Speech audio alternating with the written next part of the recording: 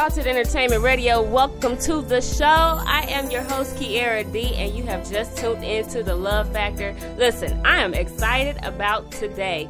You just don't know. We have a great topic in store for you all. In case you haven't got the memo, we're talking about love and happiness, going all the way back to the old school days. Al Green, I know y'all remember the song. Yes, we're going there today. And today I have a special guest in the studio with me, my good friends, Minister Jones and his lovely wife, Kenyatta. Thank you for joining me today. Thank you for having us. Again, thank you for having us. Okay, so in order for us to really talk about love and happiness, I wanted to know, how did you all's love story start? Because that's going to lay the foundation of where we're going today. Wow, that's hold on, wait. I know y'all going to have two different stories because men and women, we always see things a little different. So you tell your side of the story, Minister Jones, and then we're going to have your wife tell her side. Okay, well, it's really simple. I was at the Circle Center Mall downtown Indianapolis, and I had my son with me, my 3-year-old son at the time. And so we had just got through eating, and we were heading up an escalator because he had spilled food on himself, and I was going to buy him a whole new outfit. And so I get to the top of the stairs, and this young lady, who now is my wife, said, "Oh, he is so cute. He's so adorable." And so my 3-year-old walked over to her and said, "Dad, can she go to the Children's Museum with us?" And then that kind of started the relationship. Didn't last very long. We dated probably 3 weeks, and then we separated after that. He said y'all separated. Come on, Miss Kenyatta. Well, there is a lot of truth to what he is saying. We did end up getting together, but I saw him at the foot of the escalator on his way up the escalator. And when he saw me, when his eyes met my eyes, that was what drew me to him.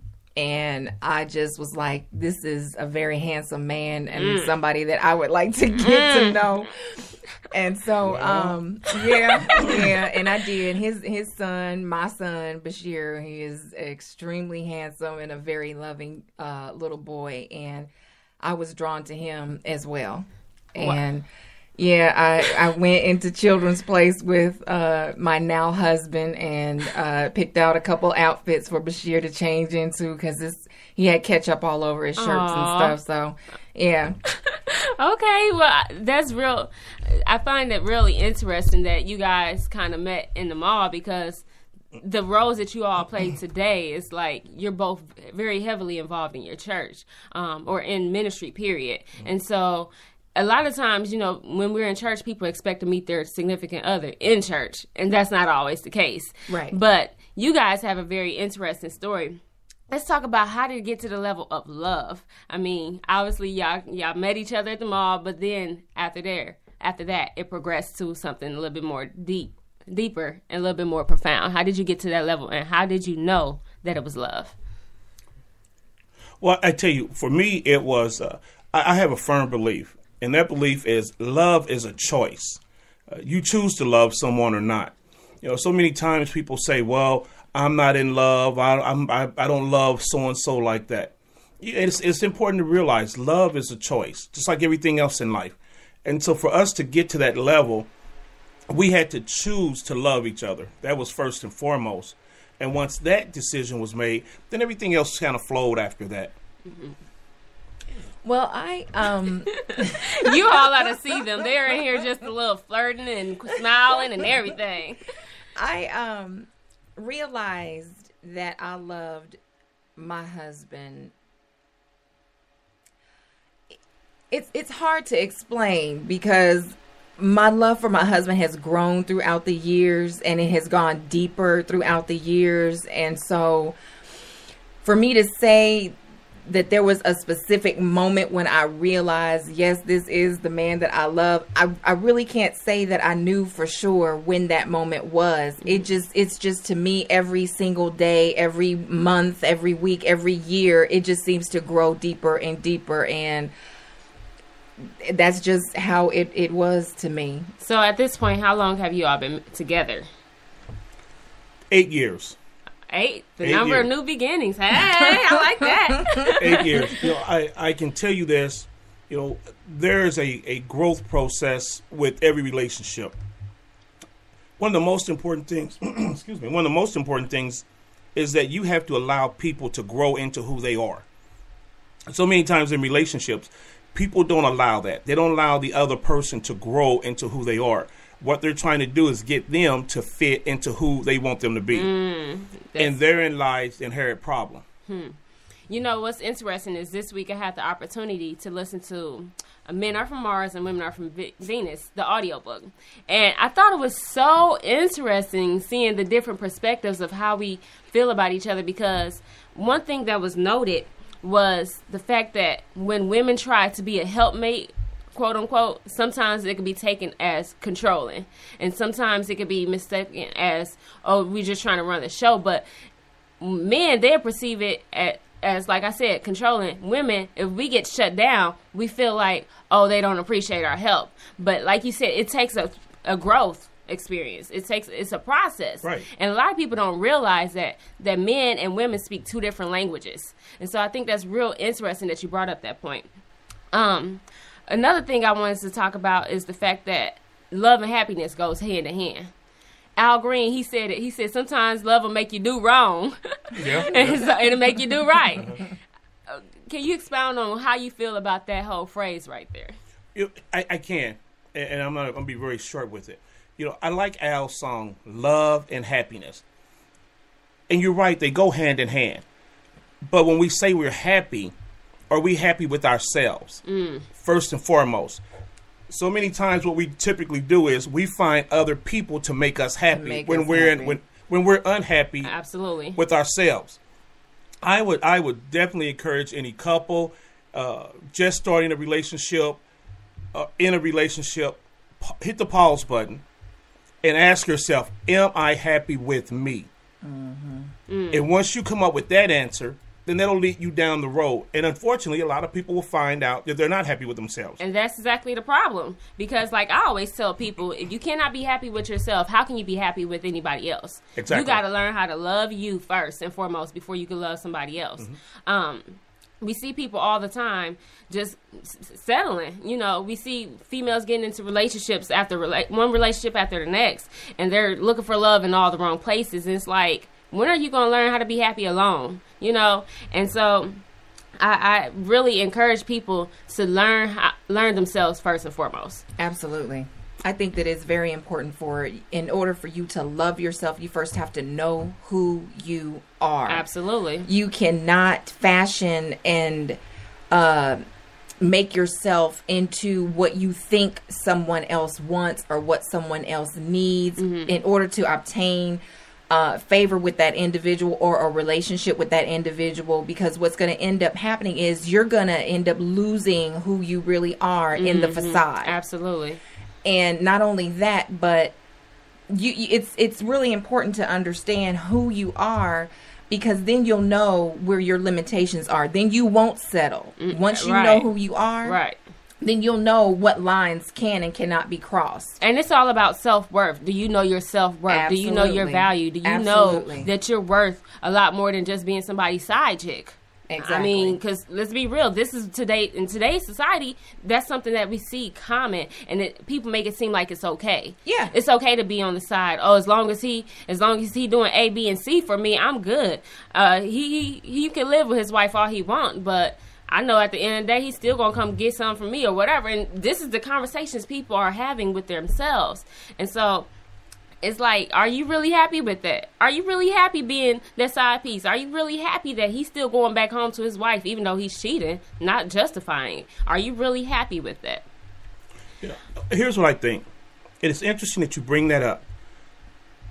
It's not just women that are being the side chick. That's right. There are guys that are being the side dudes. Yes, okay? Absolutely. When you go to an individual and you say to them, oh, do you have a man? And she says yes.